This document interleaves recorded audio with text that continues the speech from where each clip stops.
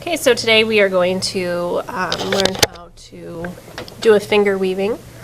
So we have to start by creating a knot, and we're going to do something called a slip knot. So what you want to do is wrap the thread around your finger, and with the long end, not the short end, with the long end, go through the loop like that, and then pull. Okay, so now you have a loop, and this loop will go over your thumb like this. So now I have all my long thread, and you want to start weaving in between your fingers. So around, in front, and back, in front. And then we come around, in front, and back, in front. Okay? And you want to get 2 rows going here.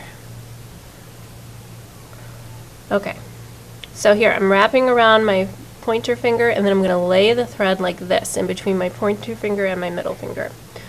Alright, and you want to take the bottom thread and you want to pull it and tuck in your finger, make it go to the back.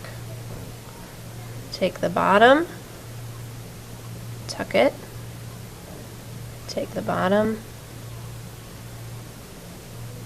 take the bottom. Okay? So now you just have 1 thread on each finger. Okay? So now you're going to keep going. Weave, weave, weave, come back around, and let it hang in between your fingers, then do it again. Tuck, take the bottom one and tuck. Take the bottom and tuck. You might kind of have to pull it. It might be a little tight, so you might have to pull it a little bit.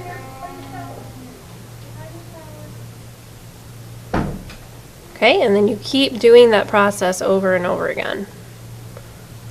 And once you get the hang of it, it becomes very easy and very therapeutic. It's kind of just calming. You almost don't have to think anymore once you get going.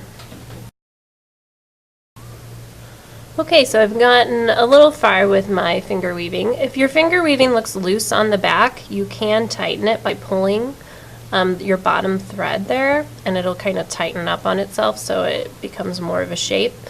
And you can do that however many times you need to as you're weaving.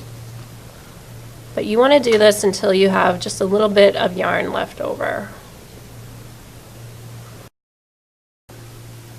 Okay, so right here I'm going to show you how to end this off. So you have just tucked over your threads, and now we are here. So what you want to do is you want to take this part that's hanging down, you want to make sure you have enough, and you want to tuck it under each loop.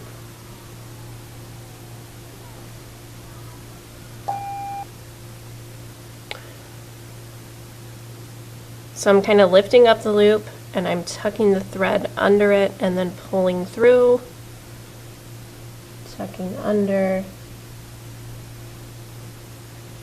pulling through. And then you can take this off your hand.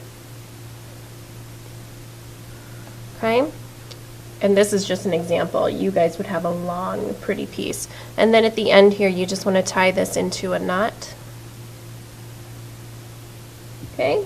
And then your finger weaving will be complete.